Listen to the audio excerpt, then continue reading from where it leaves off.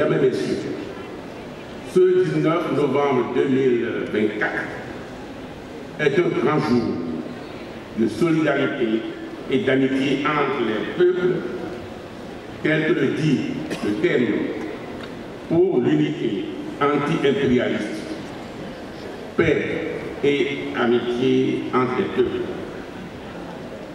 Nous sommes ici aujourd'hui pour réaliser un souhait anti-impérialiste, venir de vive voix et en présentiel témoigner de toute la solidarité mondiale à l'œuvre gigantesque, souverainiste que vous accomplissez, peuple du Sahel, et à votre direction, les dirigeants que sont leurs excellences Assimi Goïta, Ibrahim Traoré, Abourahmane Tiani, respectivement du Mali, du Burkina et du Niger. Jusque-là, nous saluons seulement de loin les expériences en cours. Nous souffrons de vos défaites. Nous nous réjouissons de vos victoires.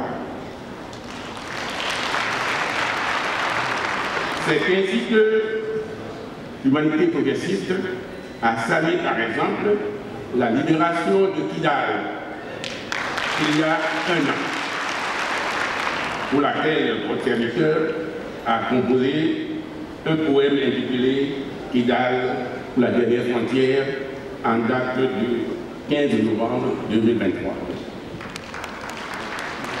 Je veux solennellement remercier tous ceux qui, d'une manière ou d'une autre, ont permis la tenue de cette assise internationale, qui est la rencontre de deux volontés, celle de l'humanité progressiste, anti-impérialiste, à travers en particulier l'Organisation des peuples d'Afrique de l'Ouest, WAPO, et le panafricanisme privé, PAC, d'une part, et celle des hautes autorités du Niger, avec au premier rang le général de brigade Abourahmane Tiani, président du CNSP, chef de l'État du Niger. D'autre part, je voudrais, au nom de WAPO, vous dire un grand merci. Sans oublier, bien sûr, le comité d'organisation qui s'est mis à l'œuvre, pour que ait lieu cette mémorable assise. Mesdames et Messieurs, pour nous citer ici tout ce que vous avez pu faire en un temps aussi court, au plan politique. Vous avez réalisé une révolution patriotique, ou selon certains, ce qu'on peut appeler l'insurrection militaire souverainiste. La rupture des accords néocoloniaux avec la France coloniale, notamment à votre défense, avec exigence de départ des troupes d'occupation coloniale française puis américaine. La victoire en cours au plan militaire contre les supplétifs français appelés terroristes au Sahel et la reconquête progressive d'une bonne partie de vos territoires en constituent des jalons. Au plan économique, vous êtes mis à la tâche de réaliser la souveraineté sur vos ressources du sol et du sous-sol. Et vous entamez des plans ambitieux d'édification économique, industrielle de vos pays respectifs avec des projets d'autosuffisance alimentaire, industrielle, autosuffisance en matière énergétique, etc. Certes, beaucoup de choses restent à faire. Mais pour faire 1000 pas, il faut d'abord commencer par en poser le premier. Vous êtes d'autant plus louable et admirable que cela se réalise en période de guerre, une guerre d'agression contre vos pays respectifs.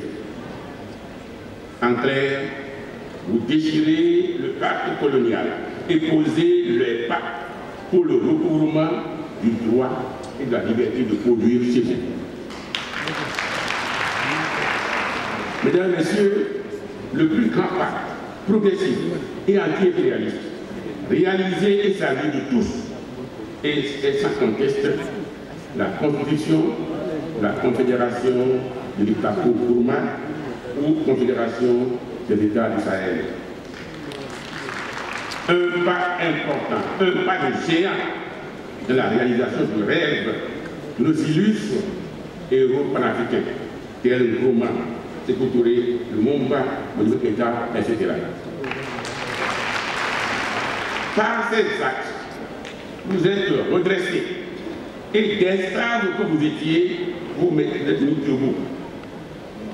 J'espère, l'humanité révolutionnaire, n'est-ce pas, aussi espère que plus personne vous remettra à genoux encore. Pour parler en particulier du peuple du Niger, oui, que de prodiges ce peuple a accompli en à peine un an. Organiser la résistance populaire contre la guerre déclarée contre votre pays. Organiser la résistance contre les mesures illégales, inhumaines, illégitimes prises par la CEDEAO contre votre pays.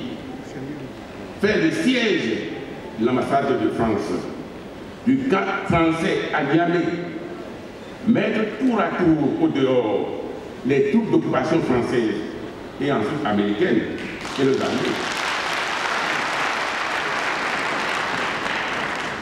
L'expérience des comités ou groupes de soutien populaire, des quartiers de ville, des villages serviront à coup sûr de leçons pour les autres peuples africains que seule la mobilisation d'un peuple peut aboutir à tout.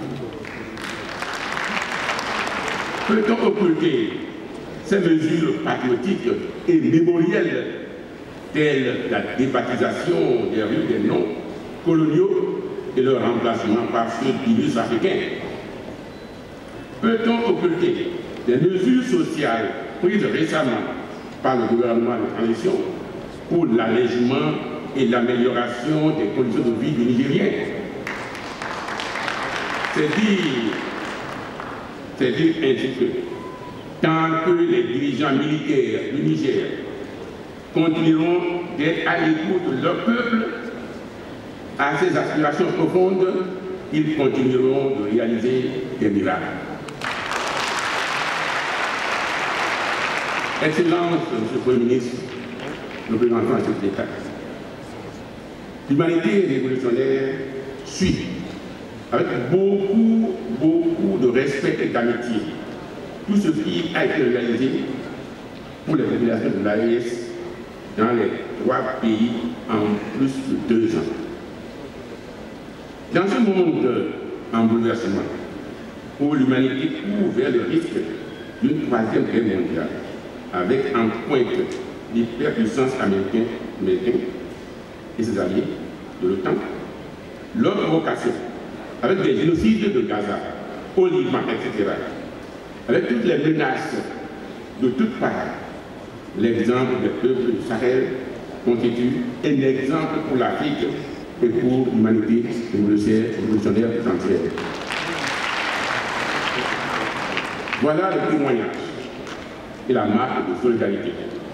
Au nom de WAPO, je voudrais humblement demander à son Excellence que vous transmettiez à vos confrères présidents Assimi Goïta, Ibrahim Traoré et leurs peuples respectifs à ce jour. Que vive la révolution populaire patriotique, que vive le Niger, son vaillant peuple et dirigeants patriotes, que vive l'AES, France et alliés dégagent, que vive le panafricanisme. Je vous remercie.